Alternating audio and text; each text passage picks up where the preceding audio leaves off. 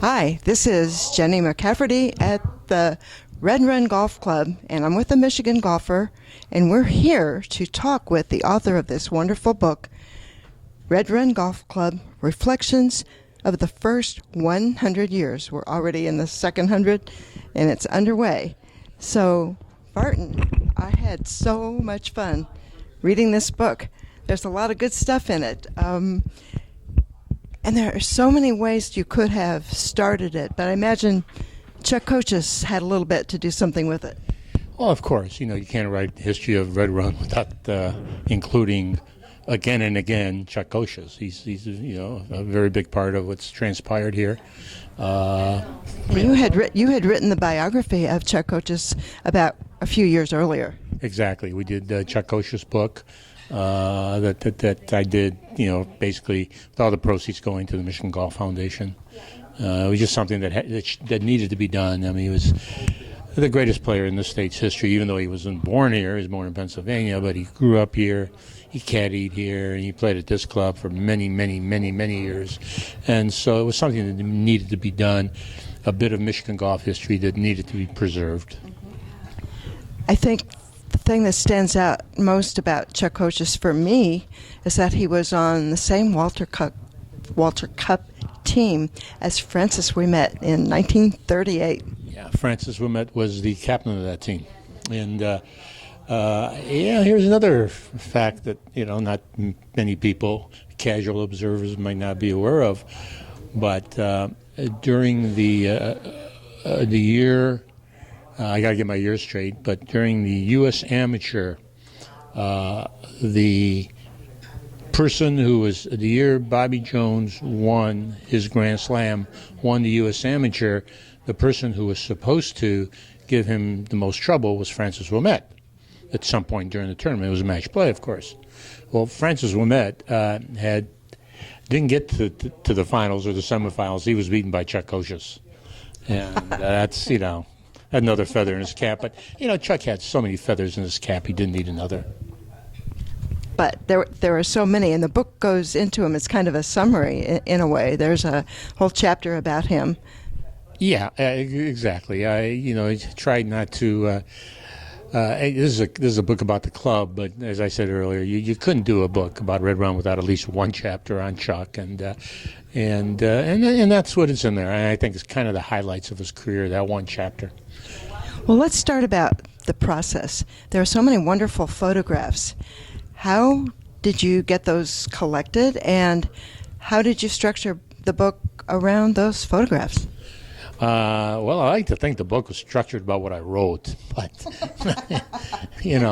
but the photographs, you just dig through the archives, you look for things. So these came from these photos came from the archives here in the basement in the storage room. They came from members. They came from Chuck's own collection. They came from just about everywhere, and that's kind of the biggest challenge, and also the most fun is digging this stuff out and finding it and saying, and having an aha moment. Hey, look what I found. Look at the picture I found. There, look at the photo I found. It's got Ben Hogan in it with Chuck, or it's got Byron Nelson in it with Chuck, or Hogan with Nelson. All those, and those are fun to do. But a book like this, it begins with one premise, and that is a club, an organization, a private club, any kind of golf club, having a desire to preserve its history, its traditions, and its great moments. And Red Run wanted to celebrate its centennial in 2014 by collecting all those things and publishing a book. The man behind it was David Robinson, past president here, now chairman of the Western Golf Association. He wanted in the worst way to collect and do a history of this club. And like I say, it starts with a desire on the part of the club and the people at the club to have all this documented. And I've done several of these. As you know, the Oakland Hills book came out a few months ago, and it's a shock to me in many ways that there is so little archival information at some of these clubs that you got to dig so hard to find things. And I don't know why that is. I guess it's because 70 and 80 or 60 years ago, people just didn't think it was any big deal to have any history of it, of the club. But there was still plenty. I mean, if you knew where to look, and if you knew how to reach out to the members, which David did, and which I did, and which others here at the club did, you can find the information that you need. And then you just start writing, and people say, "Well, how do you write a book?" I mean, this is a large book. The Oakland Hills book is 350 pages. And how do you organize? How do you do all that? And I don't have an answer. That's just the craft of the writing. That's the writer that does that. They just kind of comes naturally once you've got all your information and you look at it. And I think this book was a really good example. What it kind of wrote itself. I got to be honest with you. Those first few chapters on some of the things that were happening, kind of wrote itself. I don't think there was a whole lot of what I had to necessarily put together. It was there. You just had to find it. Well, one of the things that is you start with are the two original architects, both who are very familiar to people who know Michigan golf architecture, Tom Bendelow and Willie Park Jr. Tell us a little bit about how Tom's design became Willie's design. Well, the original design was 12 holes. And we're going back to before 1914, when Bendelow laid out the golf course. There were 12 holes, I believe. And obviously, it's a long time ago, and the way golf courses were built and the construction of golf courses was far, far, far different than it would be even 20 years later. And mandate for Willie Park Jr. was to make it an 18-hole layout, make it more playable, make it more fun, because Bendelow's courses weren't always very much fun to play. They were they were just long and arduous, and They were supposed to be easy, I guess. Yeah, well, easy based on the equipment they had and the balls they were playing with and the clubs they were playing with and the shafts they were. Don't think that golf in 1910 could be any way, shape, or form be considered easy. So then they brought Willie Park Jr. in, who had quite a resume. He was a great player. Willie Park Jr. was a great player. British Open champion. Played in exhibition matches with all the great players of the day, and his specialty was putting. He was a master putter. He was a wizard on the greens, and I think the courses that he built in this area and other areas reflect that. His greens are very special, and I think for the most part, these greens here are pretty true to what he did. Listen, any golf course over the years is going to undergo some changes, natural or otherwise. In some cases, somebody's going to come in and decide they want to put a new quadrant in the back left or a new slope somewhere, and those things happen. But that's only natural. These are pretty true, I think, to what Willie Park Jr. liked to see in the golf course, and that's what he did. And I'm partial to Willie Park Jr. designs because most of the things he looked at and liked and implemented on the golf course came from North Berwick in Scotland, which is my favorite golf course in the whole entire world. And I've played it, and I just love it. North Berwick is even mentioned in this book. It's mentioned in everything I've done just about. So there were a lot of things that Willie Park Jr. And if you look at these holes here, you see a little bit of North Berwick in some of them, even though it's many years later. North Berwick is still here, I think, and I think that's kind of cool to be able to preserve those natural instincts of the golf course. I liked that when Ray Hearn came to tweak the course, or whatever you call it, update it in 2001, 2002, somewhere around there. He paid attention to the Willie Park greens and said something to the effect of, Willie Park's greens had a lot of optical illusions. How do you keep optical illusions when you're mowing and rolling greens? Well, you know what, that's a good point, because not like before, because now it's very difficult to hide anything on modern golf courses because you see everything. And I think that was the unique skill that some of the old time architects had. They were able to do things like that. McAllister, perhaps, well, certainly among the most famous of the old-time architects, Alistair Mackenzie. I said McAllister. I combined the two names. Alistair Mackenzie. He was a camouflage expert in the Boer War. He was a doctor and he was a camouflage expert. That's where he went from.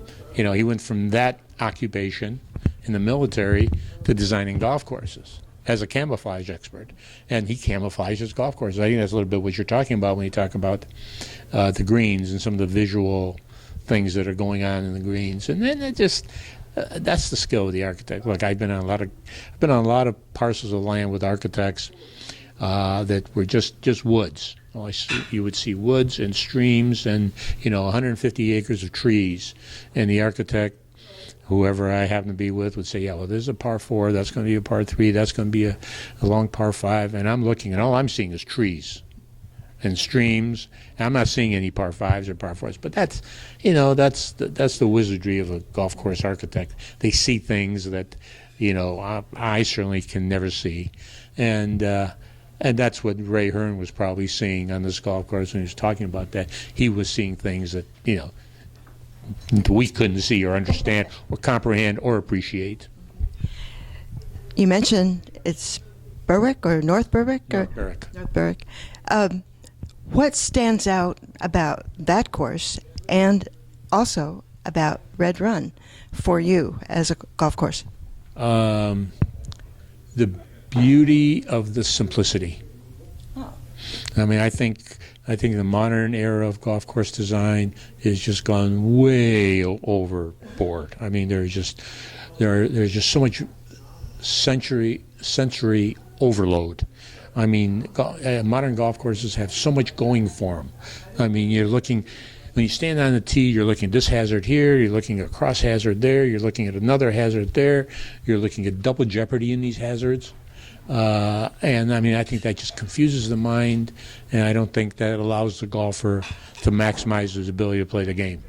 And I think the best golf courses are the golf courses that are just simply beautiful. I mean, the challenge is in front of you. There's no tricks. You stand on the tee, you know where the green is, and the task is to execute the shots and not to try to figure out where the heck you're supposed to be or where you're supposed to go. And I think that stands out about here, Red Run and North Berwick. I think the fact that they're all just right in front of you. You see every green from every tee, no mysteries, but you have to execute. And if you execute, you will be rewarded. And you got to admit, Jenny, that there are a lot of modern golf courses that you can hit some really, really good shots and make 8s, and that's not fun for anybody. It's certainly not fun for me, and I don't think it was a lot of fun for Shane Lowry at the U.S. Open or any of those guys at the U.S. Open. It's an interesting point. Well, one of the things I liked was you reviewed each hole of the course, and you basically got comments from club champions. That was pretty cool. What's your favorite hole? Well, my favorite hole, geez, I don't know. I think 14 is probably my favorite hole. It's really a good par, very strong par 4. But yeah, thank you. I thought, you're always looking to do something a little bit different. And we thought that maybe if we got the club champions, who could, again, this goes back to preserving the history and the traditions and some of the great moments. That's what that was all about, to preserve those great moments in the club championships. And I thought it worked out really well. I mean, because, what we did with the Oaken Hills book, the same sort of thing, but I had the major winners commenting, which is different. Here there have been no major winners, but I thought it was very effective to have the club champions talk about a moment in time during their triumph that stood out, and I thought it worked very, very nicely. Part of what made it effective for me was that the language they used was not cookie cutter language. It varied from hole to hole, I thought. Well, that's because you're talking about 18 different people. It's not the same person. So, different people have different ways of speaking. Vernacular might be different. I think that's kind of what helped make it kind of cool. I think to some extent that reflects the club membership, which you make a point about being fairly diverse for a club. Well, I think clearly my favorite line in the entire book was when I was speaking to one of the members, and they were talking about, again, the diverse nature of the club and the kind of activities that went on here over the years, a very famous invitational here they've had, and one of the members said that his favorite line was that he had quoted often was, "What, do we have a sign outside that says 'Idiots Welcome'?" I thought that was so cool. That went into the book, and you know what? Nobody objected to it. And some clubs might have objected to something like that, but nobody did. In fact, all the members kind of got a kick out of it. But it was a member who told me, there were so many different kinds of people who had been members here over the years. It was almost as though there was a sign out front that said, "Idiots Welcome," and. It's in the book. Yeah. Well, it made me laugh when I first read it, and I'm thinking right now about how what comes across throughout the book is the club is not stuffy. People had fun here, and among the things that were fun for many years was the club was kind of known for gambling, and you have a chapter about that. Yeah, Red Run. Let's be perfectly frank about this. All the clubs in this area in the entire state of Michigan, if there was one club best known for gambling, it was Red Run. There was a lot of that going on, but you know what? That's different. I mean, 30 years ago on Wednesday night, you'd have 100 guys in every club in the district, every club without exception, playing cards or whatever, shooting dice or whatever they did. But things have changed, and that just doesn't happen anywhere anymore, or very rarely, I should say. Why did that happen? Why? Here? Why did it change? Oh, society changes. Society changes. Everything changes. We're not, we don't live the same lifestyle we used to live. I don't know. I'm not a sociologist, but it changes. Everything we do changes. Our way of life changes, and so that's changed. And I don't know if it's for the better or worse, but this place, it had some monumental dice games. It had some monumental poker games. It had the Invitational was monumental for some of the wagering that went on. But again, to your point of this place not being stuffy, I think that comes from the membership. I think that comes from, and I think that if this is the kind of place that if you were ever going to be offended by something somebody said to you in the grill room or on the golf course, and you probably don't belong here. You better have a thick skin. And you make a point of that in the book, and that's kind of fun. I think one of the things that's also a feature of the book is there's so many colorful characters. The colorful characters are the professional golfers like Walter Hagen, who played here, but also people like Detroit Lions who played here. Yeah, they're just so many, so many of those people who famous in Detroit over the last 100 years were members here.